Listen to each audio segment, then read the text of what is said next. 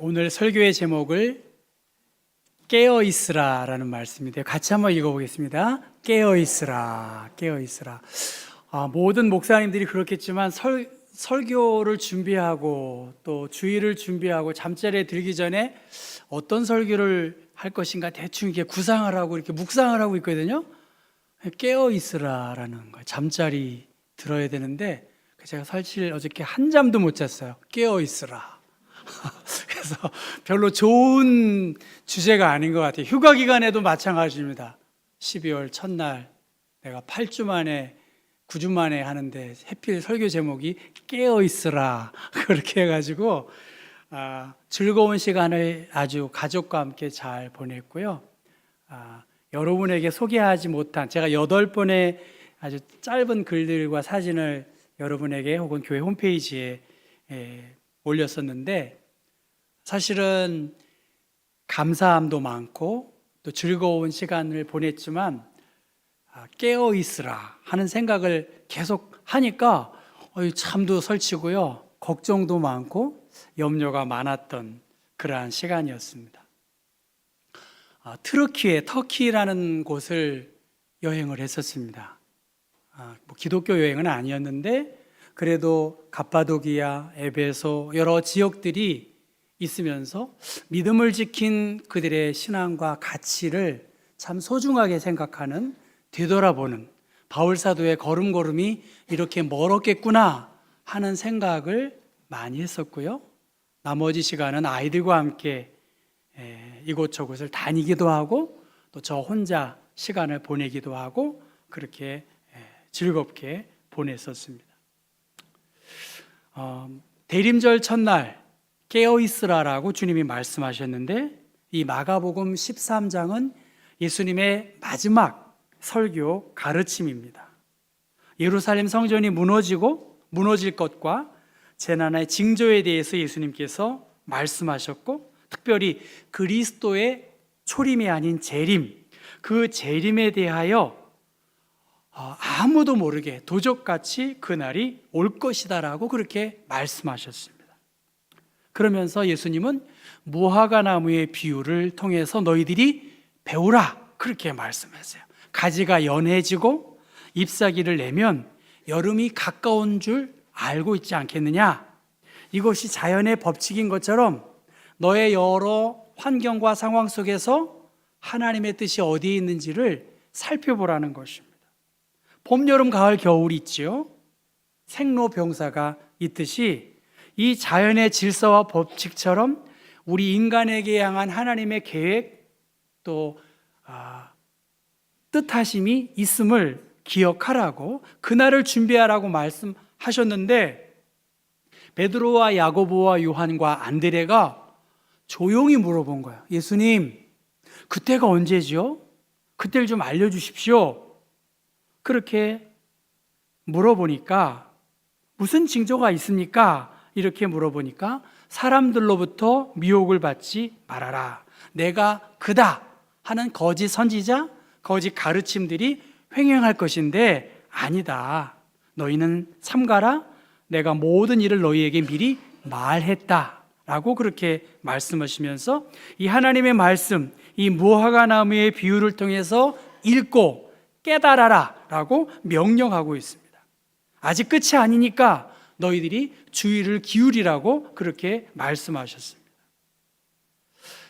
예수님의 말씀을 듣고 예수님의 기적과 여러 십자가 사건과 부활 사건을 경험한 제자들, 그 후에 많은 증인들, 그들은 이 말씀을 묵상하고 기다렸습니다.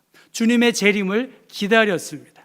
그런데 이 재림이 지연되고 있고요, 그 재림이 지연되는 가운데 환난을 경험했습니다. 그런데 그 환난이 이제 멈춰졌습니다. 자유롭게 믿음 생활을 하게 된 것이죠.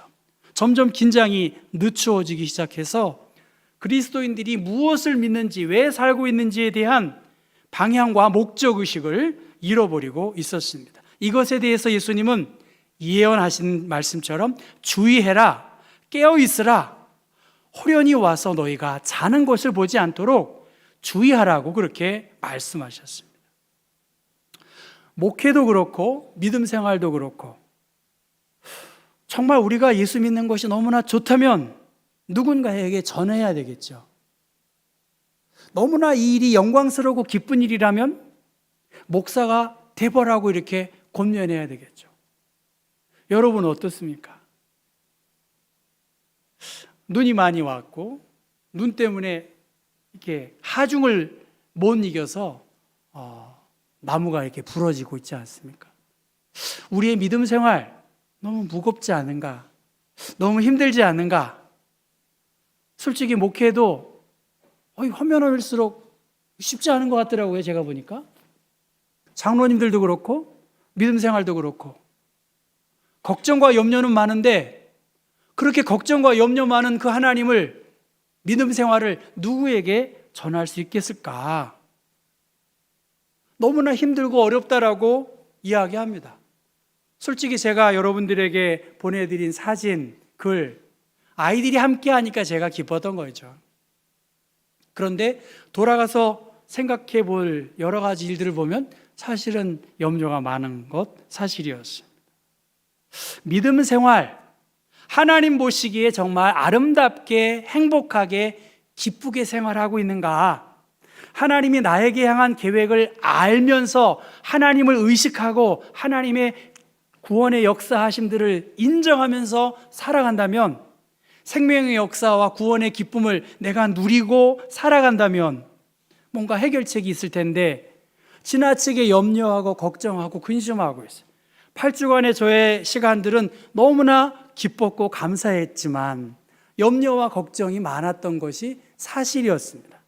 그러면서 이 본문의 말씀을 다시 한번 묵상해 봤어요. 깨어 있으라. 그날과 그때가 언제 하나님만이 아시고 도적같이 임할 그때를 준비하라고 주님이 말씀하셨는데 왜 이렇게 느슨하게, 왜 이렇게 내가 하고 있는 일들이 버거울까? 너무 기뻐요. 이런 분들보다 힘들어요. 힘들어 죽겠어요. 청소하느라고 힘들어. 제가 갑바도기아를 보면서 12층, 지하 12층 땅을 파면서 숨어서 믿음을 지킨 그들의 그 헌신과 순교, 믿음, 그 가치가 기독교가 공인된 다음에 자유로워지니까 세상과 가까워지고 하나님을 잃어버리는 그러한 모습이었다는 것입니다. 하나님의 계획하심들, 그 아들의 형상을 본받게 하기 위하여 미리 정하신 그로 많은 형제 중에 맏아들이 되게 하겠다라고 하는 하나님의 계획, 창세 전에 우리를 하나님의 자녀 삼아 주셨고 택하신 족속이고 왕 같은 제사장으로 우리를 하나님의 자녀 삼아 주셨는데 전에는 어두움이더니 이제는 주 안에서 빛이라, 빛의 자녀들처럼 행하라고 말씀하셨는데 너무 힘든 거야. 목사도 힘들다고 말하고, 솔직히 저도요. 교인들도 힘들다고 하고, 그냥 가볍게, 그냥 편안하게 믿음 생활을 하려고 하고, 제 자신도 그러한 모습을 생각해 봤습니다. 하나님의 계획하심들, 주님을 더 묵상하고 우리에게 크고 비밀한 계획을 갖고 계신 그분을 더 묵상하지 못한 제 자신의 반성이지 누구를 책망하려고 하는 것은 아닙니다. 2025년 트렌드 코리아 여러 개념 중에 하나가 토핑 경제라고 합니다. 토핑 경제. 피자 위에 뭐 얹는 거, 뭐 햄버거 위에도 이렇게 막 얹고 그러잖아요. 그래서 무슨 외국에 가서 뭐 이렇게 음식을 시키면 막 뭐라고 막 이렇게 친절하게 말을 하는 거예요. 거기서 잘못 예스하면 이상하게 한 20달러인데 한 25달러가 와요. 그러면 뭐냐면 이 빵 위에다가 뭘 좀 해주겠냐? 예스 하면 안 되는 거예요. 나는 기본만 시킬 거야. 이래야 되는데 웃으면서 이렇게 하면 예스 이렇게 하면 막 올라오고 값이 달라지는 거예요. 토핑이라는 겁니다. 비슷한 경제의 규모에서 조금 나에 맞는 생활의 이러한 모습들, 그것을 토핑 경제라고 합니다. 상품이나 서비스의 본질적인 부분보다는 추가적이거나 부수적인 요소에 토핑을 얹혀서 삶의 질을 좀 높여보려고 하는 새로운 경제적 효과를 창출하는 이 토핑 경제가 2025년에 중요한 열쇠라는 것입니다. 토핑 경제 반드시 그러한 트렌드로 바뀔 거라고 전망을 합니다. 그런데 토핑만 신경을 쓰다 보면, 피자 위에 토핑만 많이 얹으면 무엇이 맛있어야 될까요? 그 도가 맛있어야죠. 빵이 맛있어야죠. 나는 김치찌개를 너무 잘 끓여. 왜? 김치가 맛있어야 돼요. 그런 거 아니겠습니까? 나는 비빔밥을 너무 잘해. 무엇이 맛있어야 되겠죠? 밥이 맛있어야 돼요. 커피, 여러분 커피 좋아하시죠? 뭐 라떼 아트 막 이렇게 그리고 너무너무 맛있어. 예술이야. 그런데 무엇이 맛있어야죠? 이정희 권사님? 에스프레소가 맛있어야 돼. 원액이 맛있어야 되겠죠. 신앙생활이 무엇일까? 누구든지 그의 말씀을 지키는 자는 하나님의 사랑이 참으로 그 속에서 온전하게 되었나니 이로써 우리가 그의 안에 있는 줄을 아노라. 그의 안에 산다고 하는 자는 그가 행하시는 대로 자기도 행할지니라. 따라해 볼까요? 그가 행하시는 대로 자기도 행할지니라. 아주 기본적인 내용인데요. 그가 행하시는 대로 우리들은 할 수 있다는 거예요? 못 한다는 거예요? 할 수 있다는 거예요. 우리는 그리스도의 스탠다드에 할 수 없다? 우리는 이 험하고 악한 세상에서 잠시 피해 있는 거야? 이러한 것이 아니라 우리 그리스도인들은 그리스도처럼 한번 살아가려고 애쓰고 몸부림치고 그 기본에 충실하다 보면 세상의 많은 어려운 문제에 대하여 이길 수 있다라고 주님이 말씀하신 거예요. 그것은 성령을 따라 행하라. 그리하면 육체의 욕심을 이루지 아니하리라. 가장 신앙의 기본을 우리가 인식하고 인정하면서 살아가야 돼요. 제가 구세군 교회도 한번 가보고, 뉴질랜드에 있는 국장을 에드먼드 힐러리가 돌아가실 때 그 국가장으로, 그분 에드먼드 힐러리가 누군지 아시죠? 에베레스트 산을 제일 먼저 등정한 분이 에드먼드 힐러리거든요. 홀리 트리니티 교회를 제가 성공에 가봤어요. 너무너무 스테인드 글라스, 파이프 오르간 너무너무 멋있어요.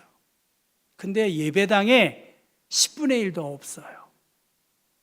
어느 바닷가에 장로교회 갔는데 그때는 거의 70대 후반, 우리 교회는 굉장히 젊은 교회예요. 80대? 안내에 다. 어느 교회는 구세군 교회 갔는데 그 구세군 여자 목회자 사관인가요? 흐느껴 울어요. 주님, 불쌍히 여겨주세요 하면서 눈물을 흘리면서. 어느 교회는 순복음교회 계통의 교회인데 젊은 사람들이 거기에 다 있는 거예요. 음악과 찬양과 춤과 열정이 다 거기에 있어요.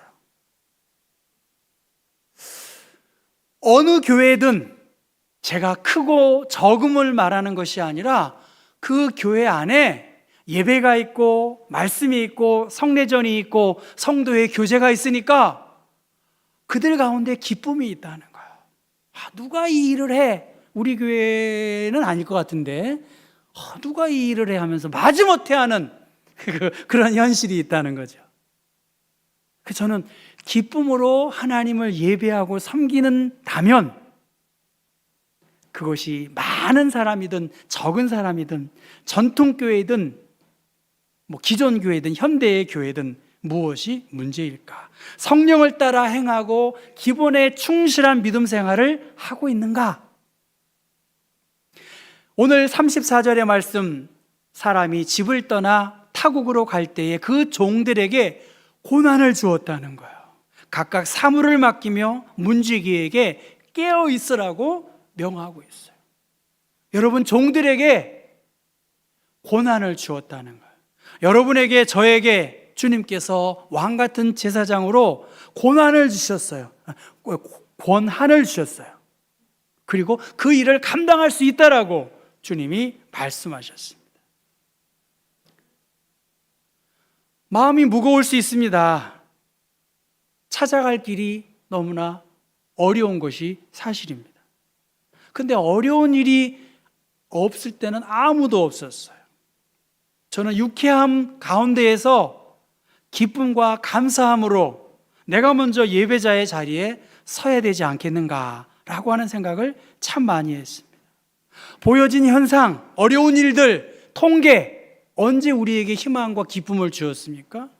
그러나 소수의 한 사람, 깨어있는 신앙인의 기본을 위하여 최선을 다하는 사람, 그러한 공동체가 소수라도 있다면 충분히 어려운 일들을 헤쳐나갈 수 있을 것이에요. 지금 너희는 깨어있으라라고 하는 말씀은 자지 않고 문제만을 묵상하는 것이 아니라 주님을 묵상하고 주님께 기도하는 것, 갑자기 닥쳐오는 재난을 피하기 위해서 정말로 주의하고 주의해서 현실의 여러 문제에 대하여 현혹당하지 않고 정신을 바짝 차리고 낙심하지 말고, 여러분 따라해 볼까요? 낙심하지 말자. 경복교회 교인들 낙심하지 말자. 낙심이 되나 봐요. 여러분 낙심하지 말라는 거예요. 여기서 깨어 있으라. 낙심하지 말자. 기본에 충실하고 그 기본 안에서 기쁨을 누리면 충분히 그 일을 감당할 수 있을 것이다. 제가 마라톤을, 우리 아이가 완주 42km를 뛰었더라고요. 이번에 하프 마라톤도 하고 저 온다니까 저보러 아빠 운동할 수 있냐? 그래서 제가 아빠는 군대를 갔다 왔어. 걱정하지 마 하고 제가 경복궁을 2.5km로 합니다. 몇 바퀴를 돌고 연습했어요. 11km로 마라톤을 한번, 마라톤이라고 혼나더라고요. 그건 마라톤이 아니래요. 그러니까 11km를 이렇게 하는데 중간중간에 그 주최 측에서 막 박수 쳐주는 거예요. 춤도 춰요. 하이파이도 해요. 뭐 장구 같은 것도 치고요. 계속 격려해 주는 거예요. 힘이 날까요? 안 날까요? 힘이 나더라고요. 근데 저희 아이가 하프 마라톤에 참여했어요. 제가 그걸 아니까 우리 아이를 위해서 막 박수 쳐주고 다른 사람들을 위해서 막 박수 쳐줬어요. 그런데 보니까 2km 마라톤에 참여하는 어린이들이 있더라고요. 얼마나 진지한지 모르겠어요. 2km에 2km. 근데 거의 20km를 뛰는 표정으로 진지하게 뛰는 거예요. 아이들이 얼마나 예쁘겠습니까? 사람들이 어떻게 할까요? 박수 막 쳐주죠. 어떤 사람은 몸이 막 건강이 안 좋아 보이는데도 막 힘겹게 박수 치지요. 뭐 하프 마라톤이에요. 하프 마라톤 돌아오는 사람이 있는데 42km를 뛰는 사람이 그때 들어오고 있어요. 어떻게 할까요? 생각해 보세요. 환호를 막 치는 거예요. 환호를. 여러분 2km 마라톤 뛰고 계신가요? 5km 마라톤, 11km, 21km. 신앙생활을 마라톤으로 비유하면 우리가 때로는 박수도 쳐주고 잘한다라고 격려도 하고 그것이 힘을 낼 수 있는 중요한 부분이라고 생각합니다. 마지막 지점, 피니시 라인이 우리 앞에 있어. 그러니까 수많은 사람들이 다 거기에서 모여서 막 박수를 쳐주고 있습니다. 주님의 날과 주님의 때 알 수 없죠. 우리 인생의 때도 알 수가 없어요. 그런데 엄밀하게 주의하여 깨어서 하나님이 나에게 계획하신 그 뜻이 있으면 여러분 유쾌하게 기쁨 가운데, 저는 다른 제가 참석해 본 여러 교회 가운데 교인들이 기쁘지 않은 사람이 없어요. 다 기쁘고 진지하고 진솔하게, 거기에서 뭐 밥을 많이 먹고 그런 거 없어요. 비스켓 하나 먹고도 그냥 얼마나 시끄러운지 그 기쁨을 나누는 것이죠. 깨어있으라 주님이 말씀하셨어요. 하나님께서 주무시면서 그런 말씀을 하고 계시지 않을 것입니다. 깨어있으라 주님이 말씀하셨는데 시큰둥하게 반응하거나 짜증을 내거나 나만 왜 이렇게 힘들게 고민하고 걱정할까, 그것이 아니라, 사랑하는 성도 여러분, 제가 묵상한 말씀입니다. 한번 주님이 나에게 계획하신 그 뜻, 주님이 우리 경복교회에게 부탁하신 일들, 크면 큰 대로, 적으면 적은 대로 우리 안에서 기본을 지키고 원칙을 지킨다면 넉넉하게 그 일을 감당할 수 있습니다. 우리 전사님이 제 스토를 제가 보라색 할까 하다가 이걸 가지고 왔어요. 뉴질랜드를 상징하는 굉장히 중요한 그림들이에요. 양도 많고 초지도 잘 조성이 되어 있고 구름도 있고 뭐 요트도 있고. 제가 다시 한번 생각해 봤어요.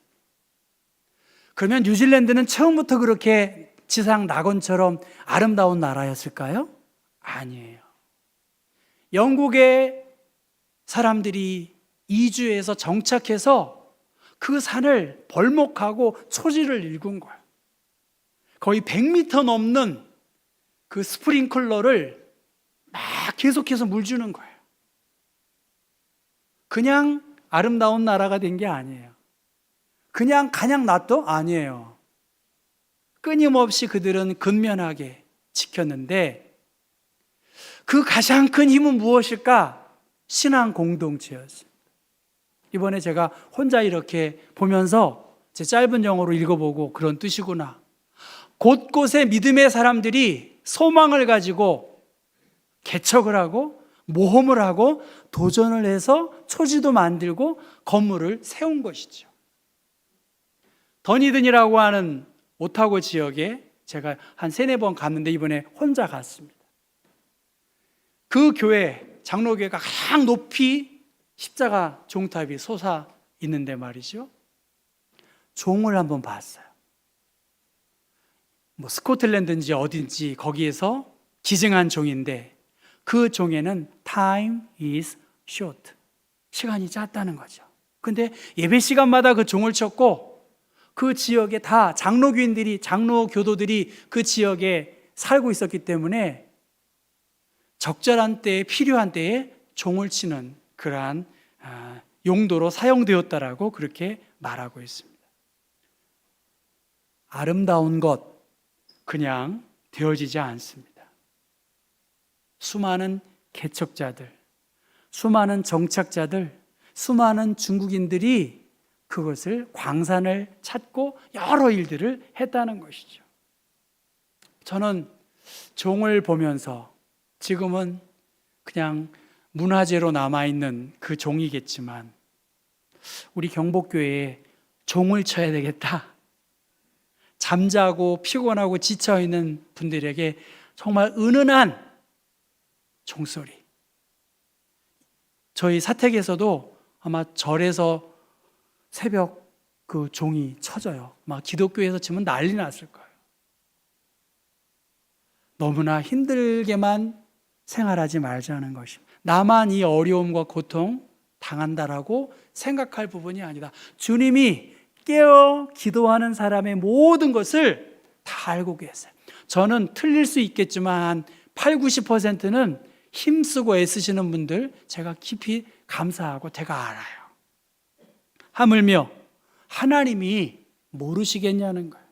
영적인 해이함, 피곤하고 지쳐있지만 그들이 믿음이 있었고 소망이 있었기 때문에 그 황무지와 같은 곳을 좋은 자연 환경으로 바꾼 것이 그 나라의 모습입니다. 모든 때를 하나님의 시간으로 삼고 오늘이 바로 그날인 것처럼 우리에게 주어진 시간, 사랑하는 성도 여러분, 깨어서 기도해야 되겠다. 기쁨과 감사함을 잃지 말아야 되겠다. 너무 문제 안에서만 이야기하지 마셨으면 좋겠어요. 하나님이 나에게, 하나님이 우리 교회에게, 하나님 우리 자녀들에게 얼마나 크고 비밀한 일들을 이루시는지 간혹 제가 이렇게 생각하면서 하나님의 은혜가 너무나 크구나. 그런데 나는 왜 이렇게 믿음이 작고 염려하고 근심하고 비판적이고 문제만 제기하지? 내가 기본적으로 하나님의 자녀로서 그 일을 감당한다고 하면 충분히 우리 가운데 주님의 풍성함을 누릴 것이라고 확신합니다. 깨어 있으라 주님이 말씀하셨고 이 마지막의 말씀 있어도 그만 없어도 그만이 아니라 너희들이 반드시 깨어 있어서 그리스도인으로서 가장 기본적인 하나님의 복음 안에서 기뻐하고 그 자유함을 누리는 일들을 위해서 힘쓰라고 하신 주님의 음성에, 주님의 그 종소리에 우리 모두가 귀 기울일 수 있기를 주님의 이름으로 부탁합니다. 함께